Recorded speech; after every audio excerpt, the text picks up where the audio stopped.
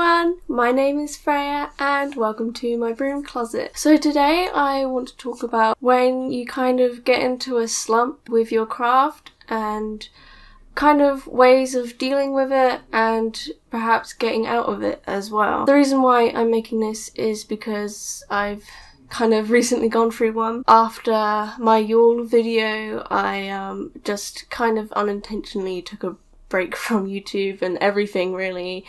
Break from life. Witchcraft is not gonna be your top priority when you're going through hardships, all sorts of crazy stuff. So I thought I'd just make this and maybe it will help some of you and maybe it will be useful for broom closet witches as well. So yeah, let's just get into it. So I've written some bullet points on my phone. The first thing that I wrote down was don't beat yourself up. I know that when I'm in not the correct headspace for practicing witchcraft or attending to any of my responsibilities, mundane responsibilities, my thoughts can sometimes head into a place that is not so good. And then you look at yourself and you're like, am I even a witch? Because I didn't celebrate the last Sabbath. I haven't meditated every day recently. You know, I haven't been leaving offerings to my deities and stuff like that. And so it can be really easy to start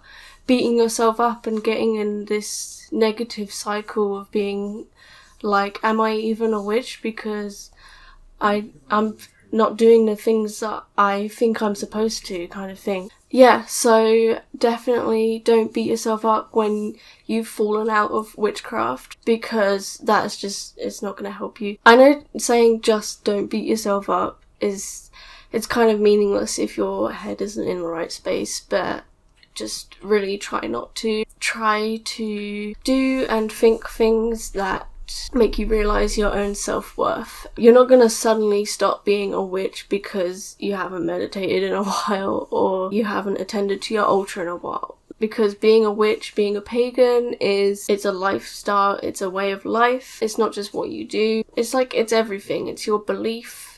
As long as you still hold your belief in magic and everything surrounding that, then you are still who you are and you're still a witch or a pagan. The second point I wrote down is to not pressure yourself. Especially the month of January, we often make New Year's resolutions and we're like, I'm gonna do this.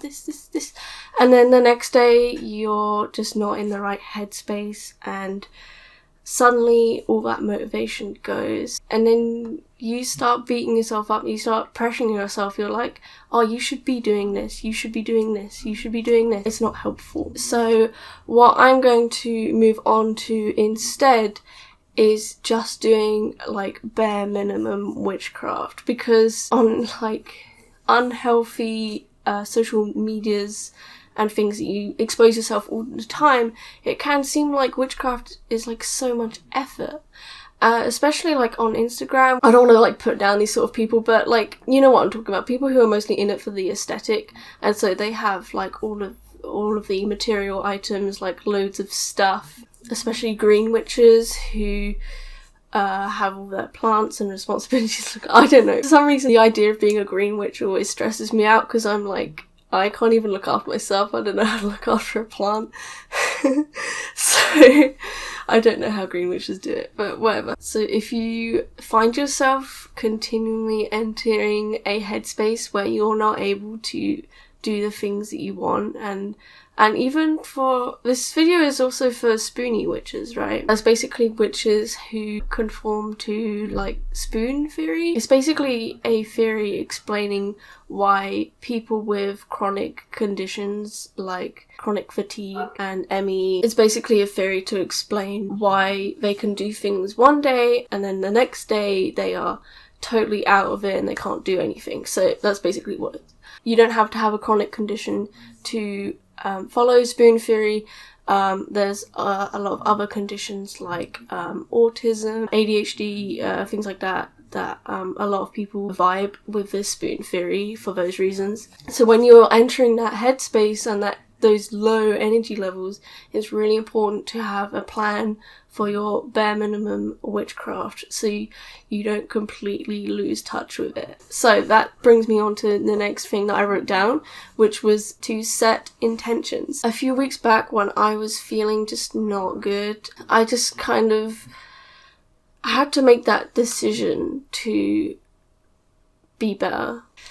It's hard because clinical conditions like depression and anxiety, it's not a decision to be happy, but at some point you've just got to be like, this is ridiculous now. I've got to do this. And so what you can do is just set intentions. Witchcraft and casting spells is all about intentions and what you want to happen.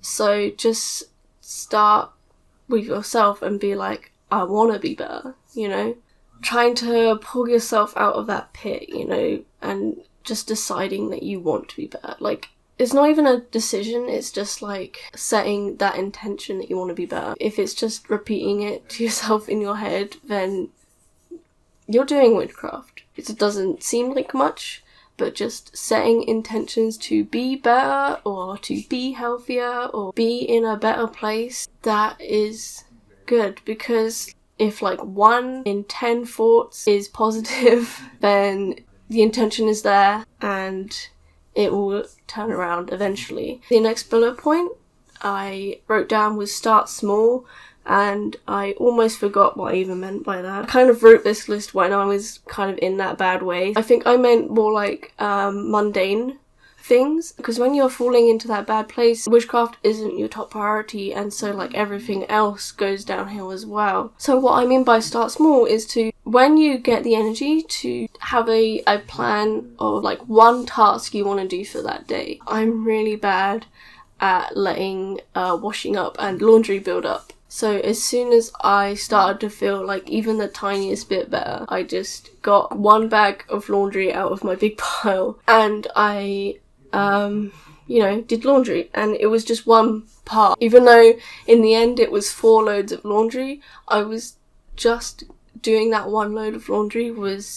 It felt amazing because it was like, yay, I'm finally doing the things that I need to do. So start small. I mean, it's really important to break down the tasks that you want to do into like tiny little chunks. If your big load of laundry turns into 5 loads of laundry, then so be it, whatever. It was the same with washing up. Like, I had to wash up my dishes like 3 times. I had to keep taking breaks. And if you feel like it, you can do witchcraft while you're doing those things. You can think about what you're doing. Like, these clothes are probably full of the bad energy that I've been carrying around, and like they absorb other people's hardships and all my stresses and things that I give out, and your clothes are kind of a layer that absorbs that. So when you're doing laundry, you can think about how washing it is getting rid of all of that, and so next time you wear them and a fresh set of clothes, you'll feel better, because you know that all that negativity is gone. It's just little things like that, and like I said, setting intentions. If that's the bare minimum you can do, is just think about why you're doing something and what it's for. So the next thing is talk to other witches. This is a very important one, I think. I don't really know any witches who have never gone into a slump or got disconnected from their craft. Like, it happens all the time. Talking to other witches, I think, is probably the most important thing. It was probably the thing that really dragged me out of that kind of place. It's not easy, because when I was, kind of spiraling, I just withdrew myself from everyone and my coven. It was bad, but as soon as I felt like this tiny bit better, I talked to my coven again, and they made me feel a lot better. It's like they kind of spread their craft and their magic to you. It's like you've completely lost it, and so just making that connection to someone else who has a connection to the craft can rekindle your connection. It's kind of weird, but I basically can't stress the importance of having like-minded friends, at least a community to confide in. And of course, as a broom closet witch, you're not always gonna have witchy friends to confide in and talk to, and this is why I think it's really important to find an online community. I will be making a video about online commons and how to find one, how to join one, so keep your eyes peeled for that. But yes, I think for Broom Closet Witches it's so important to have like a little circle, even if it's in cyberspace, just online, just have your little circle of witchy friends that will pull you up when something bad happens, not just falling into a depressive mood, but also when your family is mad at you for like finding out that you're a witch or something like that, that they can really support you and pull you out of a bad place, you know. Having witchy friends is important for just any witch, but also especially for a Broom Closet witch. This point I don't like vibe with as much, but I know it's a big thing for other people, so I've written down don't use witchcraft as escapism, because I know the tendency for some people with spirituality is to use it to escape their mundane responsibilities. I don't think that's healthy. Witchcraft is good for you, it's good for the soul, it can be good for your health, and especially your mental health. But I think if you're going to a dark place, or if you suddenly don't have enough energy to do your mundane things, then I don't think pouring all of your energy into witchcraft is necessarily going to help. I think pouring all of your energy into witchcraft can also be a sign that you're kind of not dealing with something. I don't really use witchcraft as escapism, I don't think, because when I'm kind of going downhill, that's one of the first things to go. I just leave it behind completely. But I know that some people absolutely pour themselves into it, and not necessarily the right things. I think it's fine if you're doing things like shadow work, because that's literally the whole point, is to like deal with traumas and things like that. But I think if you're going into witchcraft to only try and do the love and light kind of stuff, there's a tendency for you to not be dealing with something you probably should be. So I just basically wrote here, leave it when you need to and work on yourself. And this kind of ties into the not pressuring yourself point, is because sometimes you just need to leave it alone so you can work on yourself.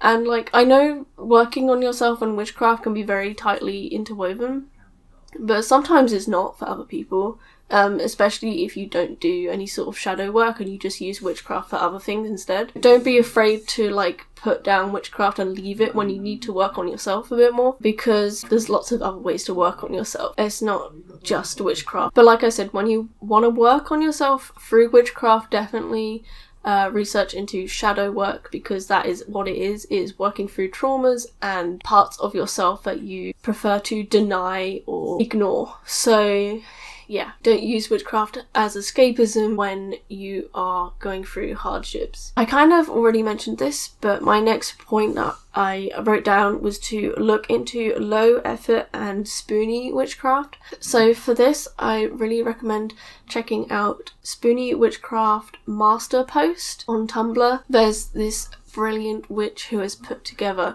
a huge list of articles about types of witchcraft when you have things like fatigue syndrome and mutism, all that sort of stuff. So definitely check out that list, because it's got loads of tips and advice for low energy and Spoonie witches. Next is my personal things when I'm feeling really disconnected from my craft and I'm trying to get back into it. The things that I like to do is to basically read, like maybe books, but also just reading things about witchcraft, like on Pinterest or on Reddit.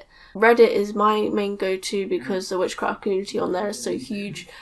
So you can always learn something new by just scrolling down your feed. So read about witchcraft, just so you're always learning something, even if you're not practicing. I think that's really important. Write in your Book of Shadows, so that really helps me to feel connected, because I'm like, yay, I've learned something and I'm able to write this down.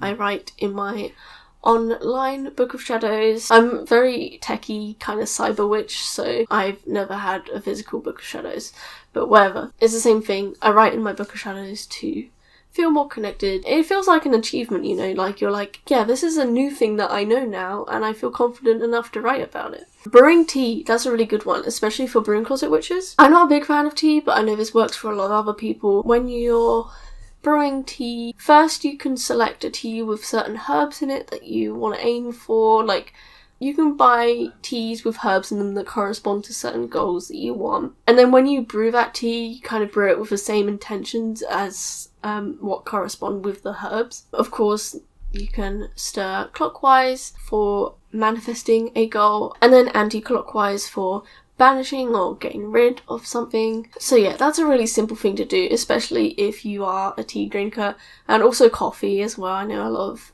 people like coffee. You know, it's really easy, especially if you already do it. The next thing is to go outside. You can just say this, but like, the weather is really crappy in the UK at this time of year, so I just never feel like going outside in the winter. I hate the winter. Actually, this is kind of random, but the thing that really helped me was using the Randonautica app. It really motivated me to go outside because I was like, oh, what can I find today? Because basically how the Randonautica app works is that you set an intention for your journey, and it supposedly generates a random point according to your intention or whatever. There's weird mysticism surrounding the app, which I'm not sure whether I actually believe in, but whatever. Honestly, just getting outside is amazing. So that really helped, especially like in lockdown, where I was just really sick and tired of taking the same route and I just wasn't motivated to go outside. Ideally, you want to take a walk every day, but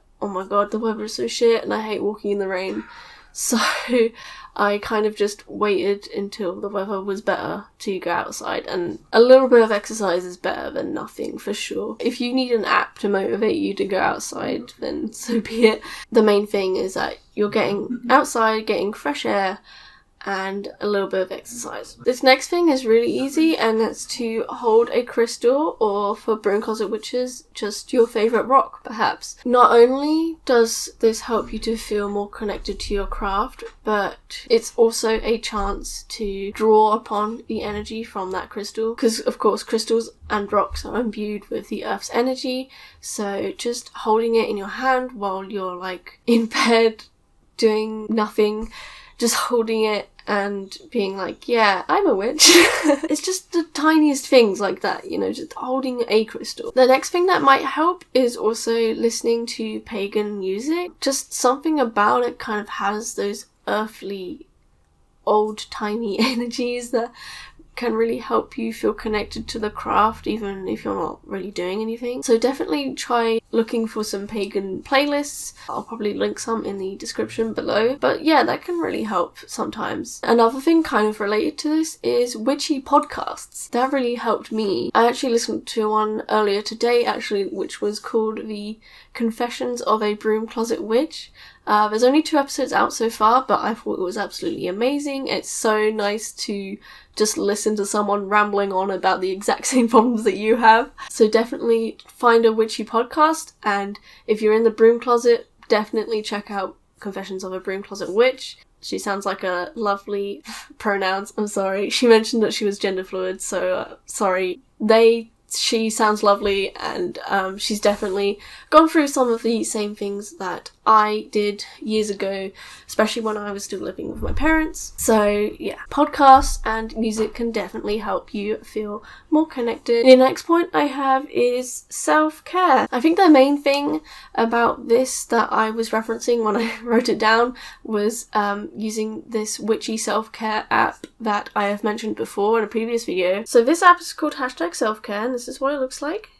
I've already gone through this in a previous video, but there's various things to do. You can just follow these different activities in the app and do what they say.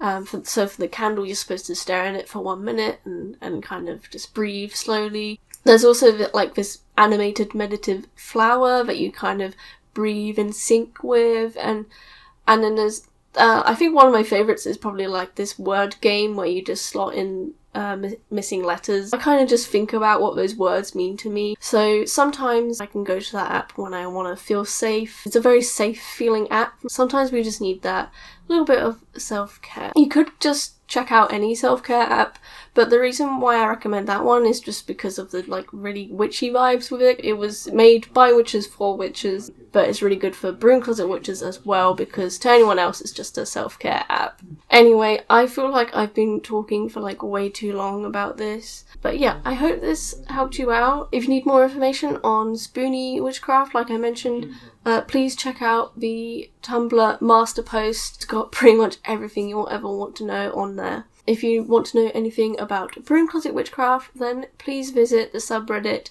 r/BroomClosetWitch on Reddit, of course. The great thing about that is there's also a Discord server invite on there, and you can join a Discord server full of other Broom Closet witches just like yourself. I hope you enjoyed this video, and I hope it's helpful in some way, even if it's just relatable. Don't be afraid to use this video as a space to vent. We're all going through crappy stuff in one form or another, especially in a pandemic, so I'm just going to leave the comment section open for venting, and also comment any suggestions and things that help you get out of your witchcraft slump and get you reconnected to your craft. But yeah, with that, I hope you enjoyed this, and I will see you next time.